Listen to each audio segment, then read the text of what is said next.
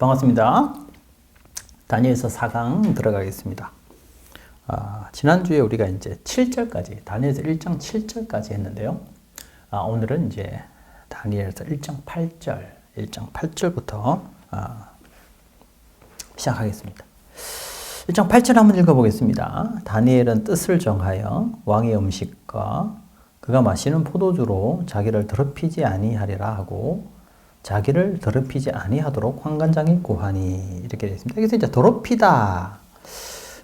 더럽히다라는 이 히브리어가 이제 가알의 이 히트 파일형인데, 구약에 이게 총 11회, 11번 등장하는데, 주로 이거는 도덕적 혹은 의식적 더러움을 이야기합니다. 그래서 이거는 분명 여기 더럽히다 할 때 여기서 이제 자기를 8절에 보면 자기를 더럽히지 않다, 더럽히다라고 했을 때 이거는 두 가지가 다 들어가 있다. 도덕적이고 혹은 의식적이고. 그래서 이게 이제 분리되는 게 아니다. 그죠? 구약의 의식법이나 구약의 어떤 음식법 이런 것들이 결국은 또 도덕적 성결하고도 서로 맞물려 있기 때문에 이게 이제 분리되는 것이 아니다. 그러니까 음식을 먹는다는 것은, 부정한 음식을 먹는다는 것은 그저 그 음식을 먹지 않고의 문제가 아니라 그 자체가 하나님과의 어떤 그 관계, 특히 그 성결의 관계와 맞물려 있다, 이렇게 볼 수가 있습니다. 자, 그러면 이제 여기서 왜 다니엘이 지금 환관장에게 이제 더럽히지 아니하도록 환관장에 구했을까? 그렇죠? 왜 다니엘은 지금 이 음식을 거부하고 있는 것일까?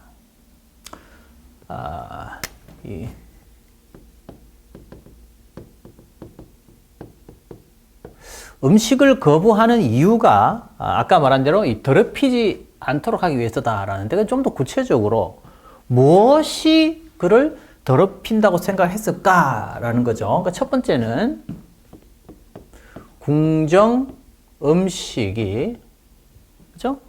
궁정 음식이 구약의 음식법을 지금 깨트리는 것이죠. 그 궁정 음식은 구약의 음식법과 이게 맞지 않는 것이다. 다시 말해서 구약의 음식법에 금하는 음식이다. 이게 이제 첫 번째 가능성이에요. 가능성. 첫 번째 가능성은 궁정에서 왕이 제공하는 그 음식이 구약에서 금지하는, 구약의 음식법에 금지한 음식, 예를 들어서 부정한 음식이었을 수 있다. 그렇죠? 부정한 음식.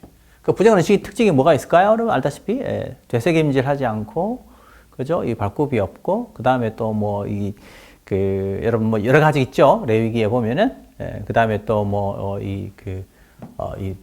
비늘이 없고, 연체동물들 뭐 이런 것들, 그런 것들이 있는데요.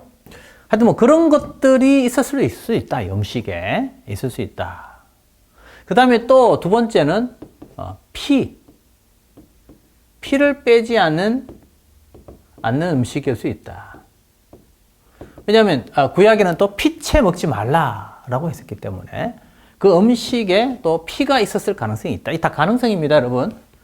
본문에 나오지 않아요. 그냥 우리가 이렇게 추론해 보는 것입니다. 그러니까 세 번째는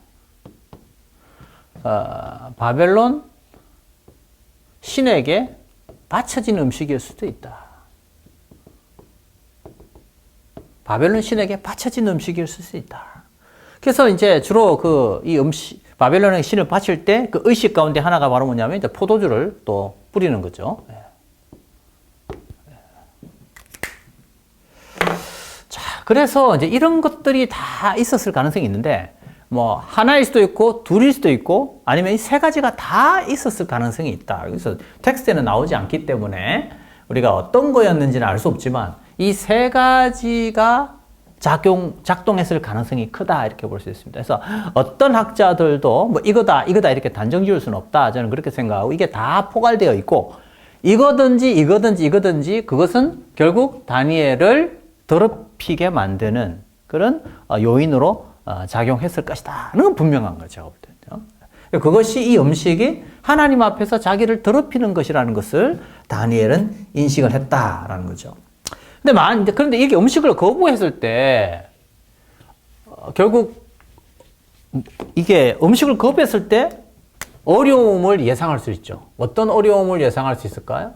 이 음식을 거부했을 때 첫째 자 여러분 왕이 특별히 이것을 지금 그죠? 자기의 그 일꾼을 그죠? 훈련시키기 위해서 특별히 왕이 먹는 그죠? 파드박이라고 그랬죠. 최상의 음식을 지금 이렇게 준비했는데 그걸 나 못 먹어라고 만약에 했다. 여러분 금방 뭘 예상할 수 있을까요? 왕이 당장에 그죠? 왕의 호의를 무시한 것으로 그죠? 이렇게 그렇게 그죠? 비춰줄 수 있는 거 아니에요? 안 먹었을 때 왕의 특별한 호의를 거부한 것이죠. 그럼 이게 나중에 어떻게 돼요? 이게 모독죄가 됩니다. 모독죄. 그죠? 네가 감히 왕의 호의를 무시해? 아마 이게 왕이 들었다 그러면 아마 제가 볼 때는 어느 왕이라도 가만히 있지 않았을 가능성이 크다. 그죠? 호의를 무시한 거잖아요. 아마 제가 볼 때는 살기 어려웠을 것이다. 죽음을 명키 어려웠을 가능성이 크다. 그러니까 단순히 이 음식을 금하는 것은 그 금하는 데서 끝나는 게 아니라 그에 따르는 상당한 위험이 따라올 수 있었을 것이다. 그 다음에 또 이거는 이제 우리가 추측해 볼 수 있죠. 지금 일꾼으로 잡혀왔을 때 훈련받는 사람이 다니엘과 친구들만 훈련받지는 않았을 것이다. 분명히 거기에 같이 잡혀온 유대인들 중에서도 훈련받는 사람이 있었을 가능성이 있다. 예를 들면 이것도 이제 추측입니다. 그렇다는 게 아니에요. 혹시 오해하지 마십시오. 이거 그냥 추측해 보는 겁니다.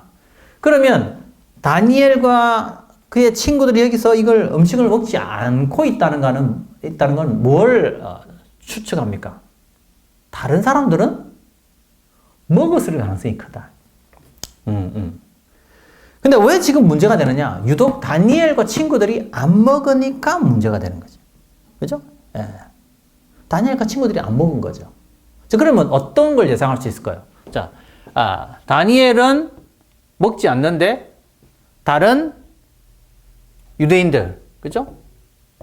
유대인들은 먹는단 말이죠. 그러면 우리 한번 생각해 봅시다. 어떤 거예요? 얘들이 더 다수죠. 먹는 사람이 다수 있을 가능성이 크죠. 안 먹는 사람은 딱 다니엘과 친구들밖에 없죠.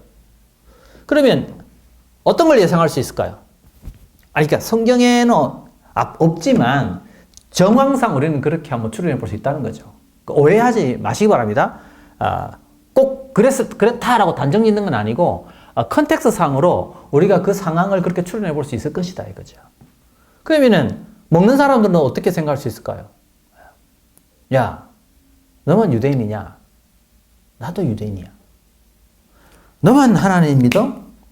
나도 하나님 믿어. 근데 어쩔 수 없지 않냐? 왕이 지금 먹으라고 이렇게 최고의 음식을 우리에게 줬는데 어떡하냐? 먹어야지. 라고 스스로를 정당화했을 가능성이 있다.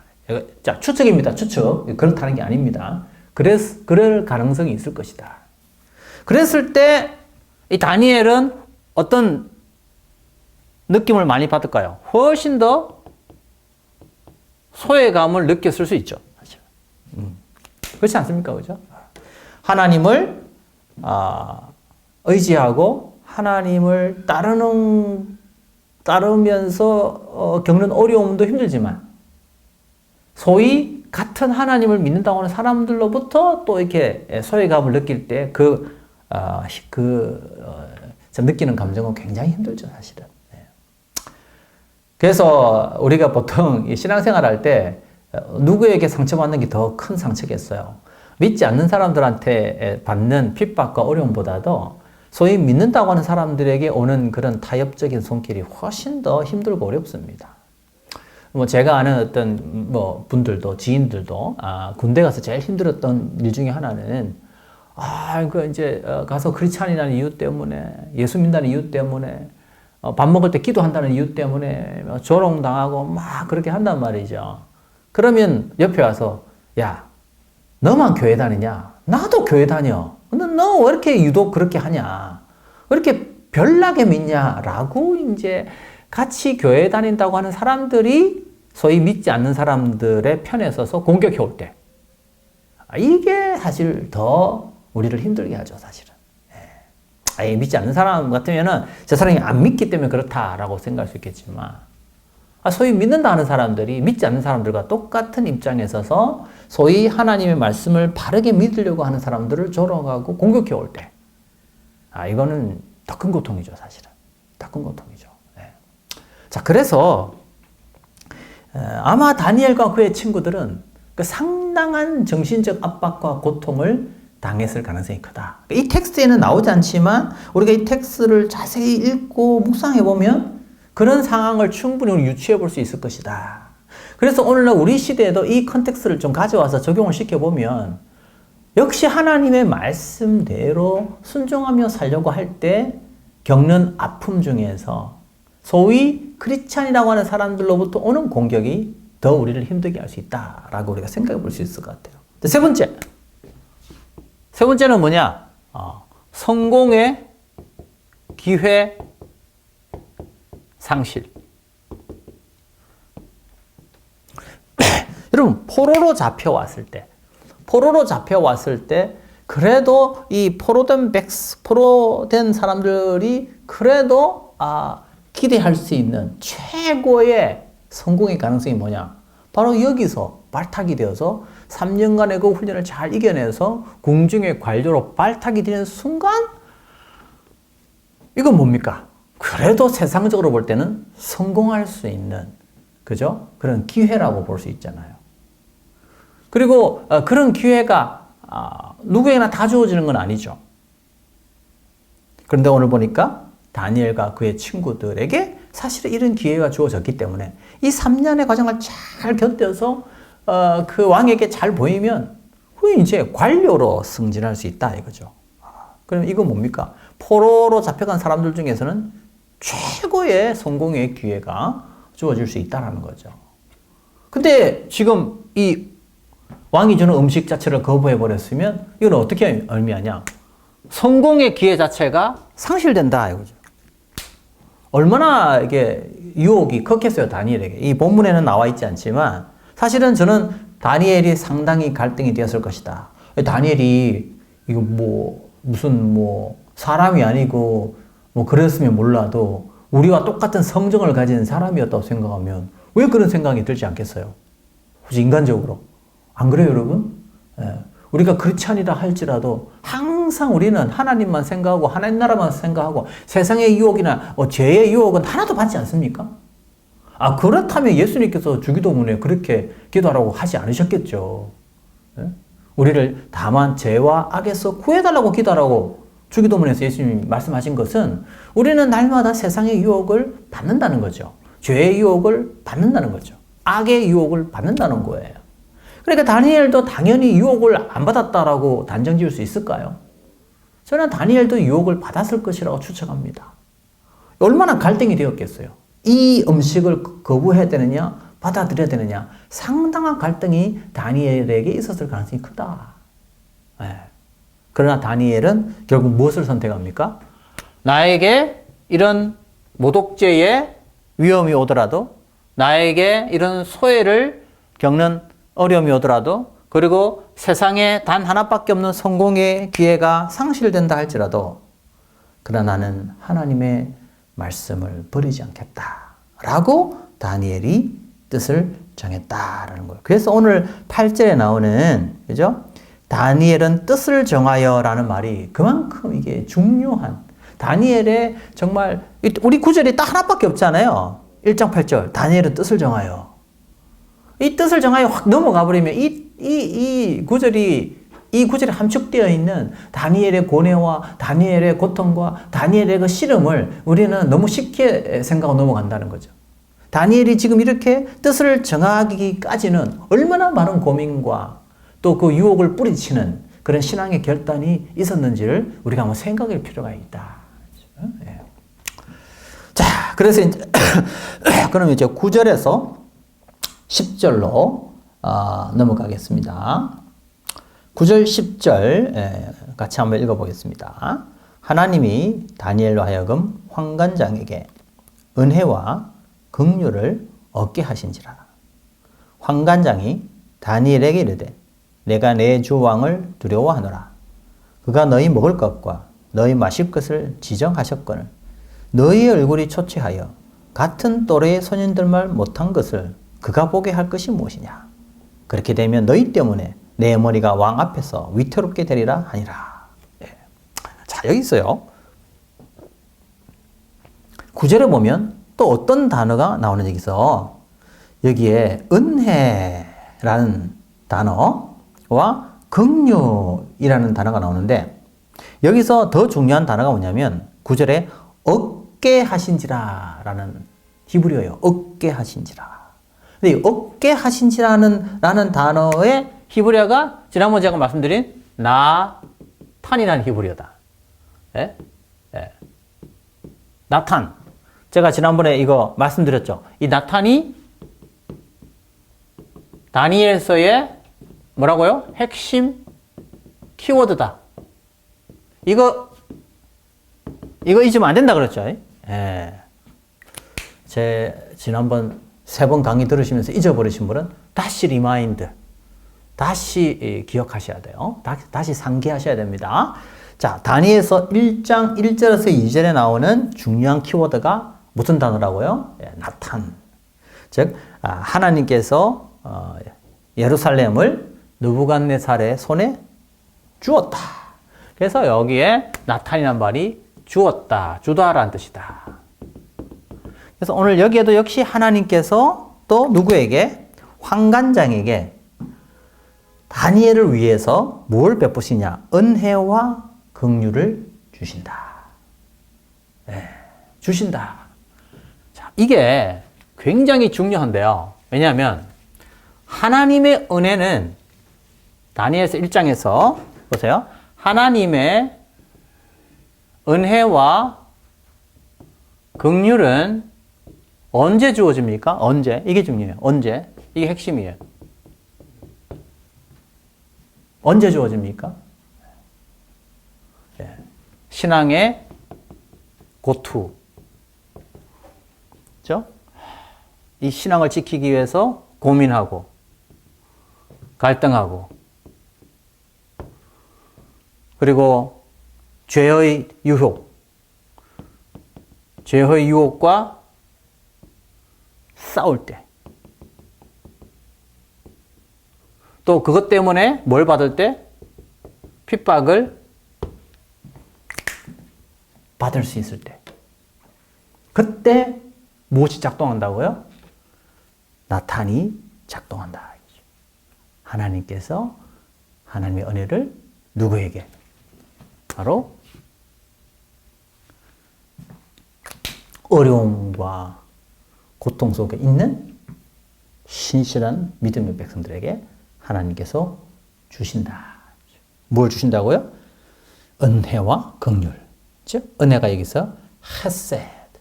헤세드. 그 긍휼은 라함밈. 라함밈. 그래서 이제 그 호세아의 아들 가운데 하나가 그죠? 루함마. 원래 이게 라함밈은 원래 자궁이라는 뜻에서 오는 단어예요. 호세아서 할 때 제가 강의를 많이 했습니다. 그래서 이건 뭡니까? 자식을 품는 어미의 사랑. 즉, 이 자식을 품는 어미가 결코 포기하지 않죠. 포기하지 않죠. 헤세드는 뭡니까? 약속을 끝까지 지키시는 하나님. 또 하나님께서 다니엘을 끝까지 지키시고 그를 붙드신다. 언제? 이렇게 신앙의 유혹과 죄의 유혹과 타협의 유혹이 올 때 신앙으로 그것을 극복하기 위해서 고투하는 자에게 하나님은 뭘 보내신다? 은혜를 베푸신다. 주신다. 그래서 하나님 어떤 분이라고요? 주시는 분이다. 언제 주신다고요? 가만히 있을 때? 아니에요. 신앙의 결단을 하고 하나님 앞에서 나아갈 때. 그래서 우리는 주로 이제 이렇게 기도를 많이 해요. 어떻게 기도하냐면, 하나님이 저에게 이렇게 해 주시면 제가 할게요. 이렇게.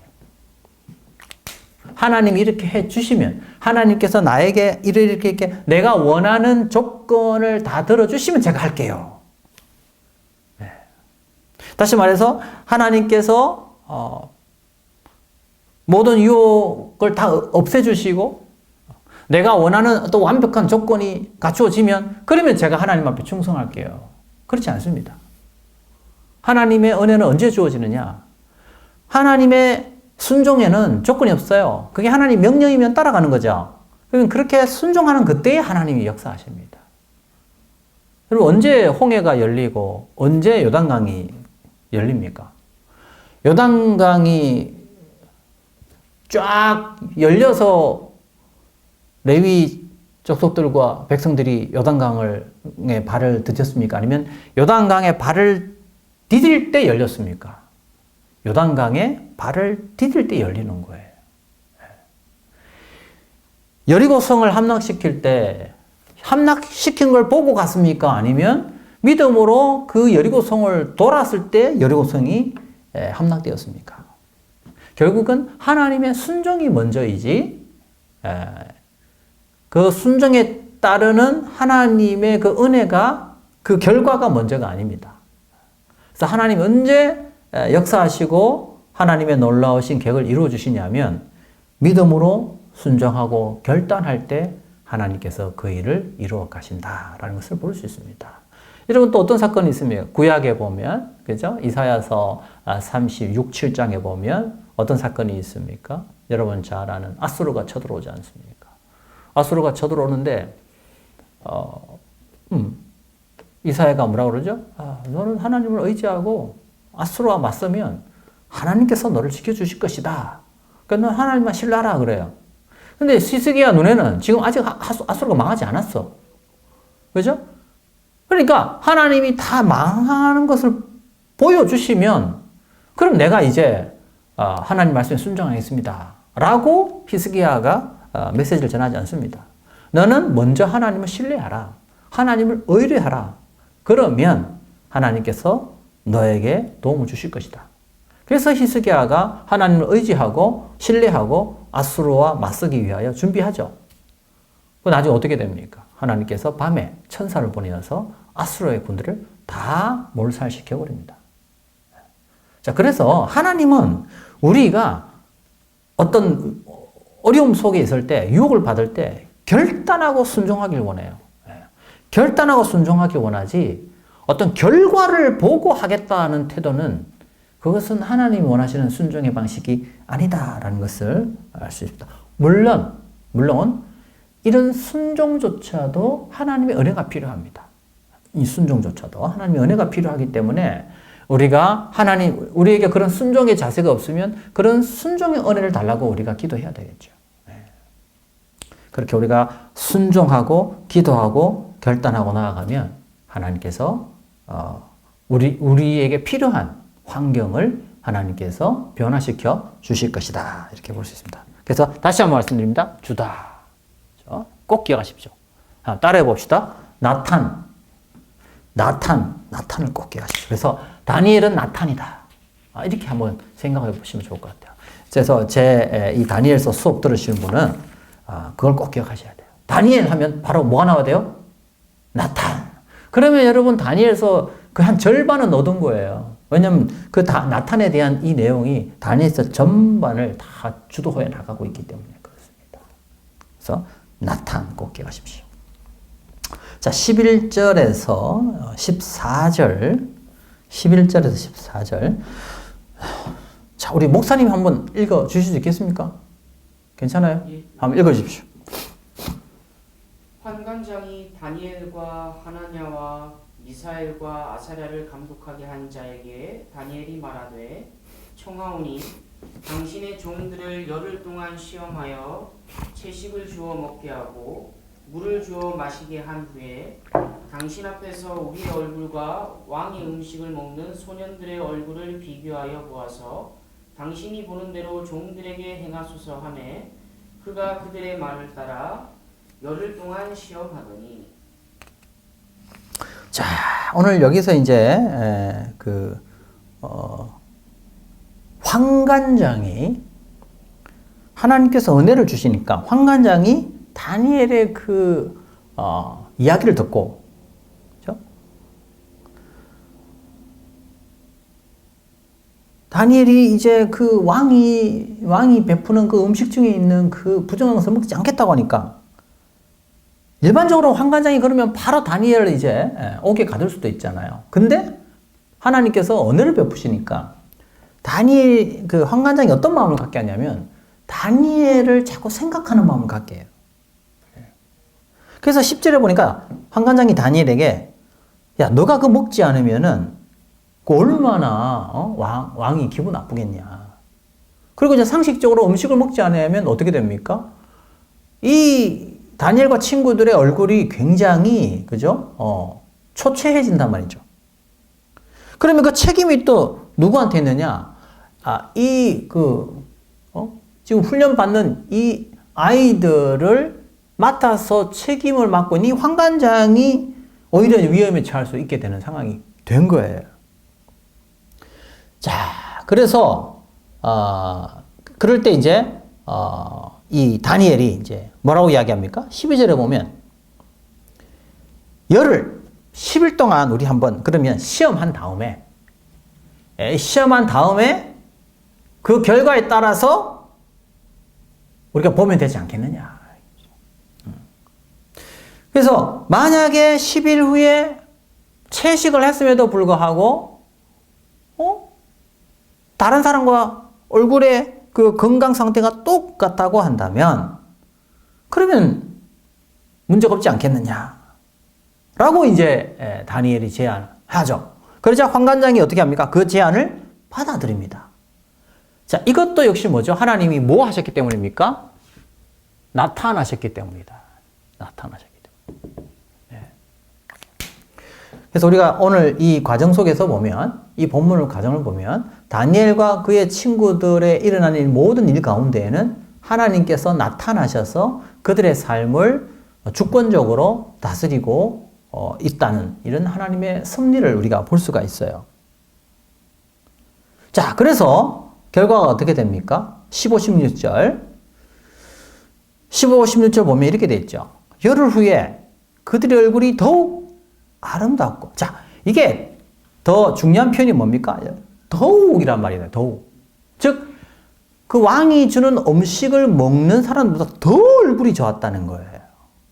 더 좋아 보였다. 같아 보여도 이게 대단한 건데, 더 좋아 보였다는 거예요, 건강이. 자, 여기서 이제 우리가 한 가지 중요한 내용을 또 다뤄봐야 될 것 같아요. 그게 뭡니까? 이 다니엘서 오늘 읽었던 이 본문을 가지고 몇몇 목사님들 중에서 그래서 건강하게 살려면 채식을 해야 된다 이렇게 강의하시는 분들을 종종 봅니다. 그래서 이 구약의 음식법을 주로 건강과 관련해서 설교하시는 분이 있어요. 그것도 문제지만 특히 채식이 건강에 좋다는 것을 강조하기 위해서 다니엘서의 이 본문을 가지고 강의하시는 분도 있어요.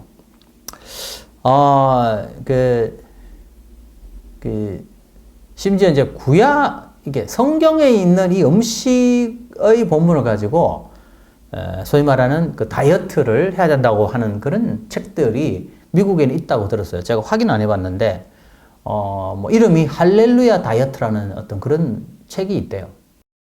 거기에서, 이건 제가 들은 이야기도 확인 안 해봤지만, 근데 거기에는 어떤 것들이 있냐고 하면, 성경에서 이렇게 성경에 나오는 음식들, 예를 들면 세례요한이 먹었던 꿀, 석청, 메뚜기, 이런 거, 그 다음에 또 에스겔이 먹었던 뭐 보리 뭐 이런 거. 그 다음에 오늘 여기에 다니엘서에 나오는 이런 채식들. 이런 것들이 우리 건강을 굉장히 이롭게 하기 때문에 건강한 어떤 그런 우리의 삶을 영위하기 위해서는 다이어트를 해야 되는데 어떤 다이어트를 해야 되느냐? 성경에 나오는 음식들을 먹어라.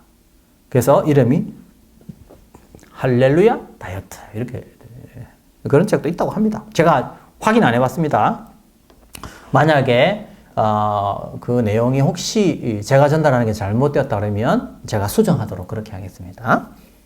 만약에 이제 그런 그 책이 있다 그러면 사실은 그거는 다니엘서 1장에 나오는 이런 문맥을 전혀 깨닫지 못하고 오독한 겁니다. 오독.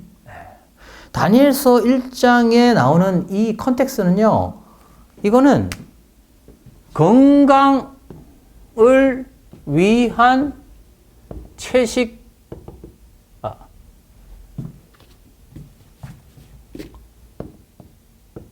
채식하고는 아무런 관련이 없는 거죠. 여기서는. 그 왜 채식을 했었냐 하면 주로 거기에 나오는 육식들이 하나님의 음식법에 문제가 되는 것들이 있었을 가능성이 있다. 그렇죠? 즉 음식법에 금지하는 그런 음식들이 육식에 분명히 내포되어 있었을 가능성이 크다. 그렇기 때문에 다니엘은 이제 채식을 한 거죠. 그럼 채식을 했다는 말은 뭐라 의미하느냐? 하나님의 말씀에 순종하며 살겠다. 다른 말로 하면 세상과 나는 타협하지 않겠다. 이렇게 볼 수 있습니다. 그래서 다니엘의 현재의 궁정의 컨텍스트에서 채식이냐, 제가 자꾸 이게 글을 채식이라는 채식이냐, 육식이냐, 이거는 결국 뭡니까? 하나님의 말씀이냐, 세상과 타협이냐, 바로 이 컨텍스트죠. 그래서 다니엘서 1장의 전체의 문맥을 파악하지 못하고 단순히 채식을 하니까 훨씬 더 얼굴이 윤택하고 더 좋아 보였다는 이 본문만 가져와서 이게 바로 채식의 결과이고 우리가 건강하게 살려면 채식을 해야 된다라고 하는 이런 해석은 out of context, 탈문맥적인 본문의 의도와 목적에서 완전히 벗어나는 해석이다라는 것을 제가 다시 한번 말씀드리고 싶습니다. 자, 그 다음에 우리 17절에서 20절, 그죠? 17절에서 20절. 우리 목사님 한번 읽어주십시오. 17절에서 20절. 하나님이 이 네 소년에게 학문을 주시고 모든 서적을 깨닫게 하시고 지혜를 주셨으니 다니엘은 또 모든 환상과 꿈을 깨달아 알더라. 왕이 말한 대로 그들을 불러들일 기한이 찼으므로 환관장이 그들을 느부갓네살 앞으로 데리고 가니 왕이 그들과 말하여 보매 무리 중에 다니엘과 하나냐와 미사엘과 아사랴와 같은 자가 없으므로 그들을 왕 앞에 서게 하고 왕이 그들에게 모든 일을 묻는 중에 그 지혜와 총명이 온 나라 박수와 소유보다 10배나 나은 줄을 안다. 자, 여기서 여러분 또 17절에 또 뭐가 나옵니까? 하나님이 이 소년에게 학문을 주시고 모든 서적을 깨닫게 하시고 지혜를 주셨다. 그래서 17절에 또 어떤 단어가 나오죠? 주다. 그죠? 또 나와요. 나탄. 어떤 자에게 나탄이 주어집니까? 타협하지 아니하고 하나님을 절대적으로 신뢰하는 자를 하나님은 다시 일으켜 세워주시고 그들에게 하나님은 주시는 분이다. 그런데 17절에 우리가 특별히 중요한 게 뭐냐면 하나님께서 주시는데 마지막에 17절에 뭐라고 하니까 다니엘은 또 모든 환상과 꿈을 깨달아. 그러니까 다른 것도 다 주지만 다른 사람에게 없는 무언가가 주어지고 있다. 그게 뭐냐면 환상과 꿈을 깨닫는 것이다.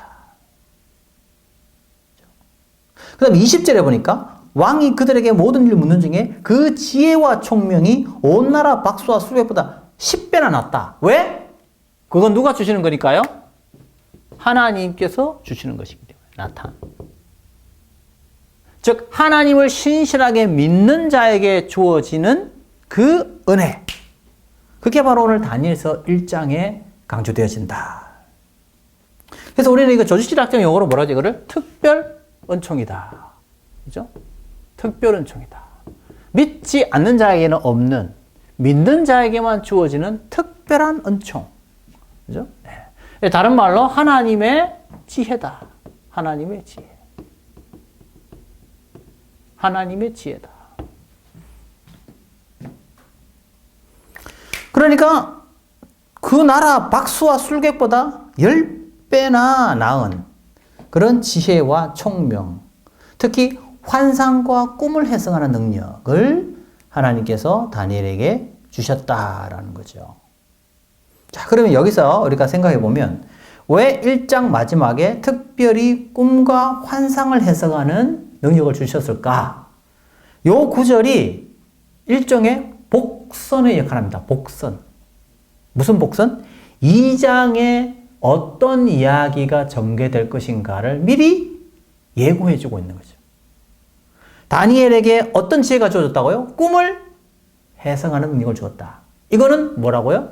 다른 그 시대의 현자나 뭐 그런 소위 말하는 박수, 술객들보다 10배 나은 그들에게 없는 능력이 주어졌다는 거예요. 그럼 그게 뭐냐 했을 때 그게 어디서 나타나자고요? 다니엘서 2장에서 나타나는 거죠. 그래서 다니엘서 2장은 무엇에 대한 이야기일까요? 느부갓네살의 꿈에 대한 이야기다. 그래서 1장과 2장은 자연스럽게 어떻게 해요? 연결된다. 그래서 1장 마지막 이 내용은 뭐라고요? 네.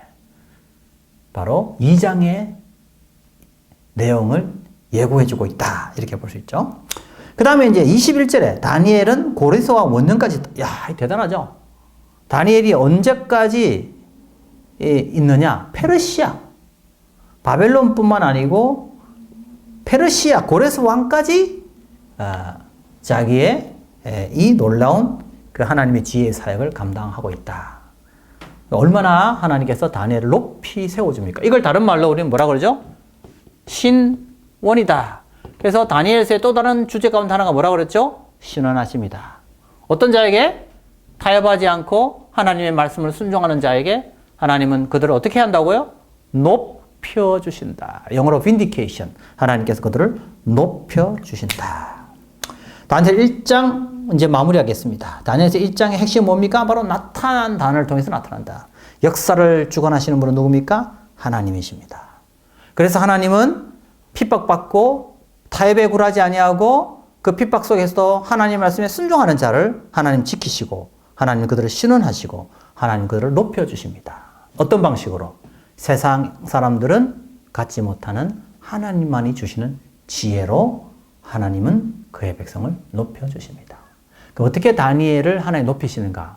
우리 다음 장 2장에서 우리가 계속해서 하나님의 신원하심의 이 은혜를 살펴보겠습니다.